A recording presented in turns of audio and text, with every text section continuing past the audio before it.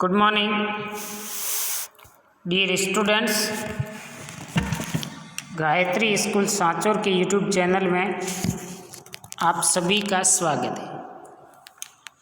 इस चैनल को ज़्यादा से ज़्यादा सब्सक्राइब कीजिए, लाइक शेयर एवं कमेंट जरूर करें ताकि आपको एग्रीकल्चर साइंस से संबंधित नई क्लास उपलब्ध हो सके।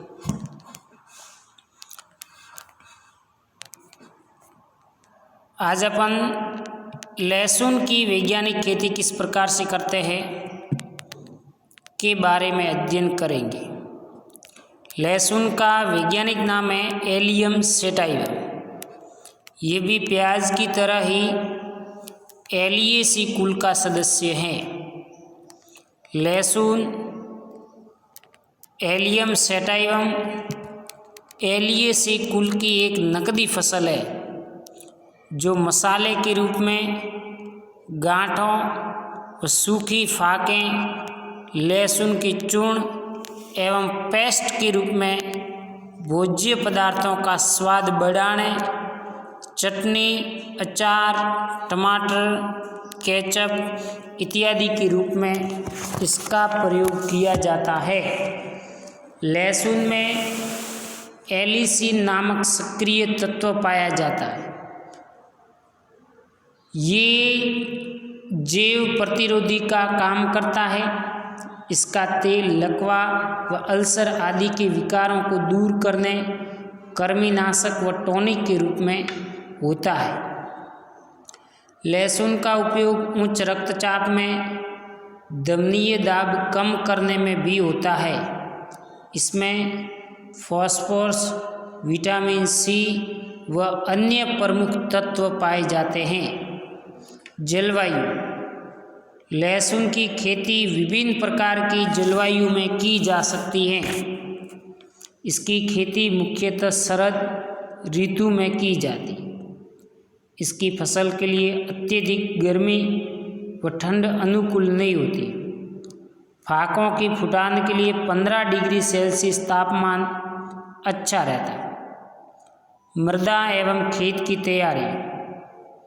लहसुन की खेती के लिए उपजाऊ दोमट या रेतीली दोमट जिसका पीएच मान 6.5 से 7 हो, जीवाश्म युक्त तथा उचित निकास वाली मृदा उपयुक्त रहती है। जबकि लहसुन की खेती लगभग सभी प्रकार की भूमि में की जा सकती है। खेत की तैयारी के लिए एक जुताई मिट्टी पलटने वाले हल से तथा 2 जुताई देसी हल से करने के बाद पाटा लगावें। बुआई, बीज की मात्रा एवं उपचार।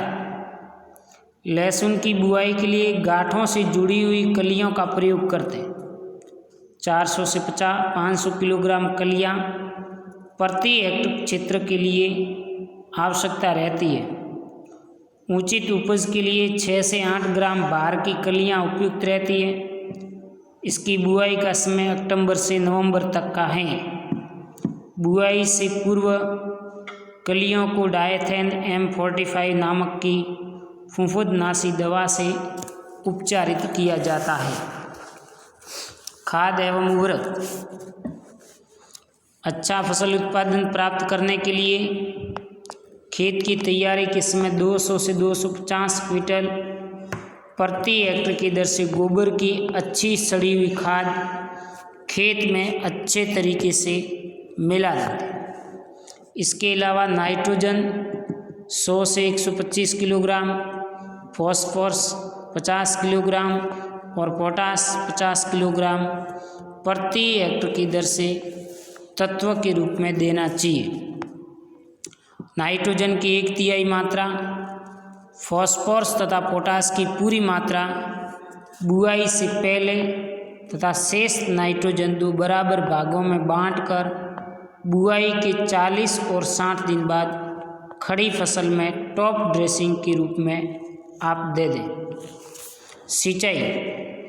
लहसुन की कलियों की रोपाई के बाद हल्की सिंचाई करें।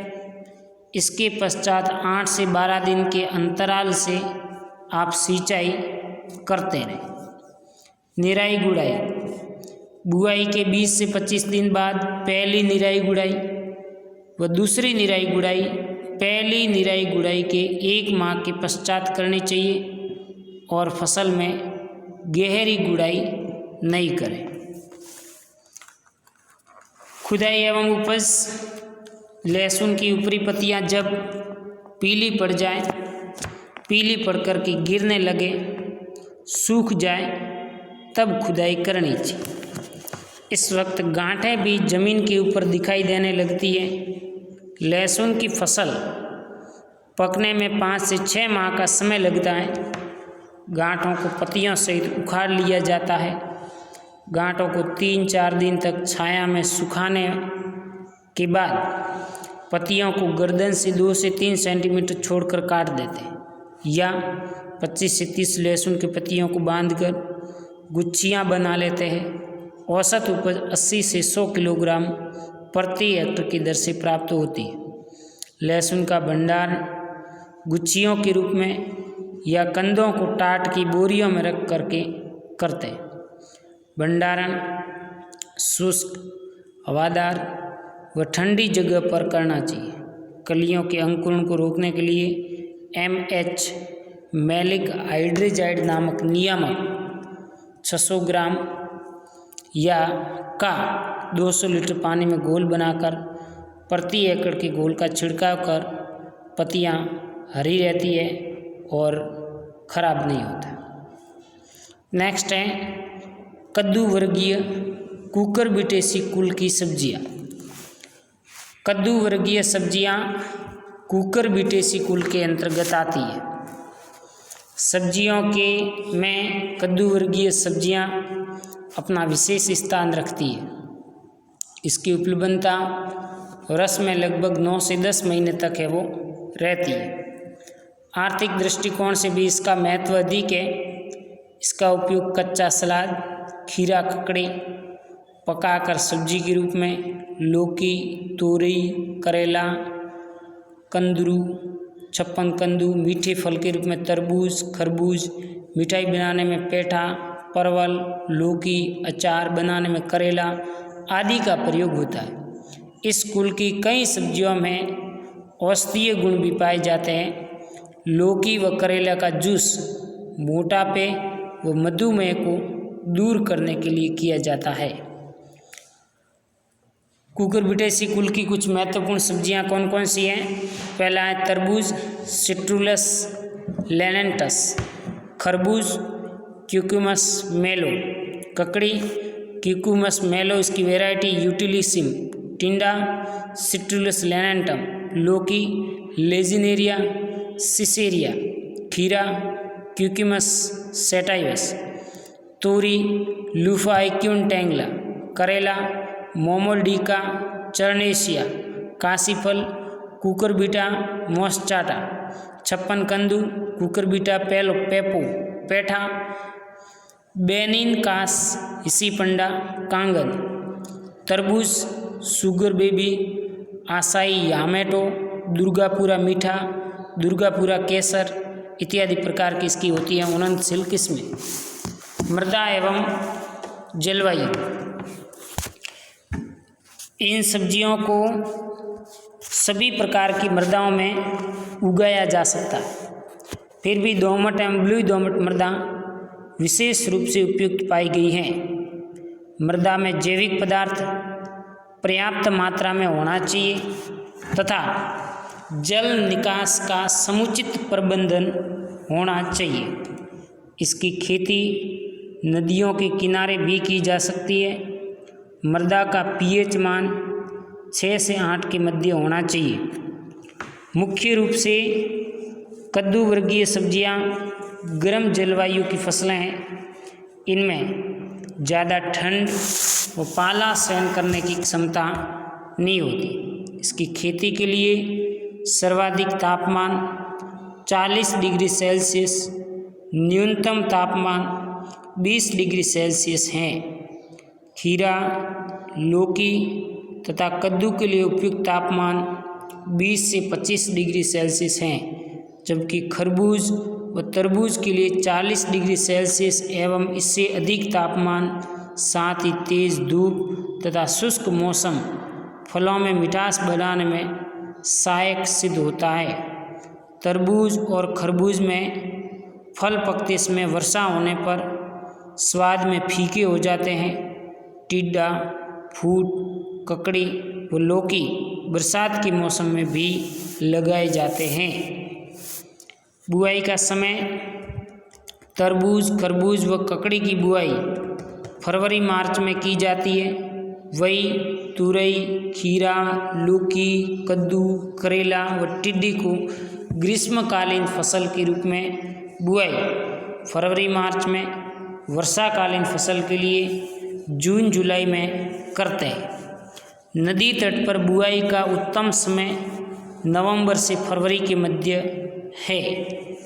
बीज को अंकुरण के लिए उपयुक्त तापमान पहुंचाने के लिए गोबर की खाद डालकर तापमान में वृद्धि करते हैं तथा पाले से बचाने के लिए पौधे के चारों तरफ कुंचे की दीवार है वो बनाई जाती है।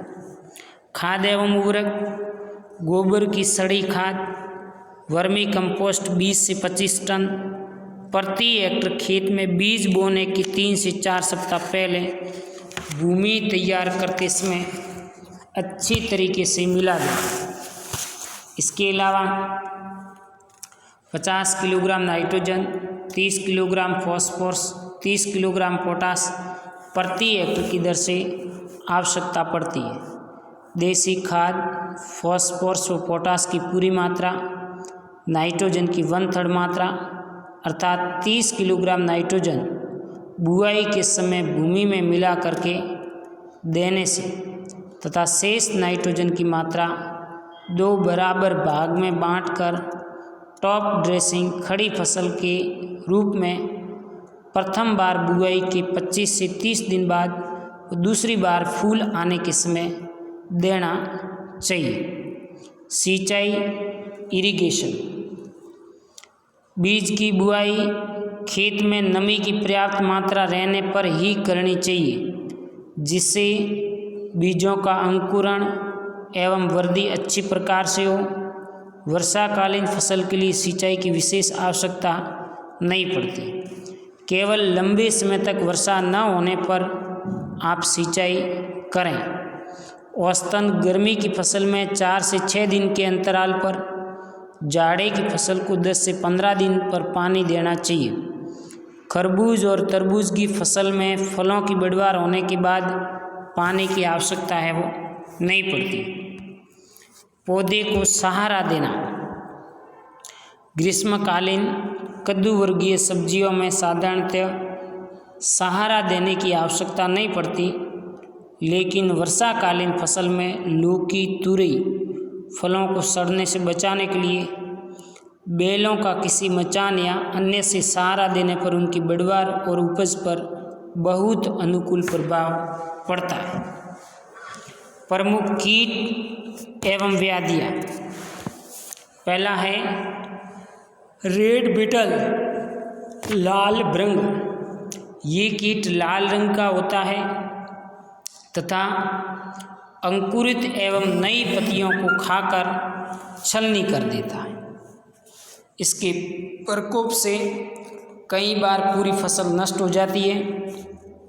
इसके नियंत्रण के लिए कार्बोरिल 5% चूर्ण का 20 किलोग्राम प्रति हेक्टेयर की दर से बुरकाव करें या कार्बोरिल 50% घुलनशील चूर्ण का 2 किलोग्राम प्रति हेक्टेयर की दर से छिड़काव करें या एसीफेट 75 SP आधा ग्राम प्रति लीटर पानी की दर से छिड़कें एवं 15 दिन के अंतर पर वापस इसका दोहरान करें।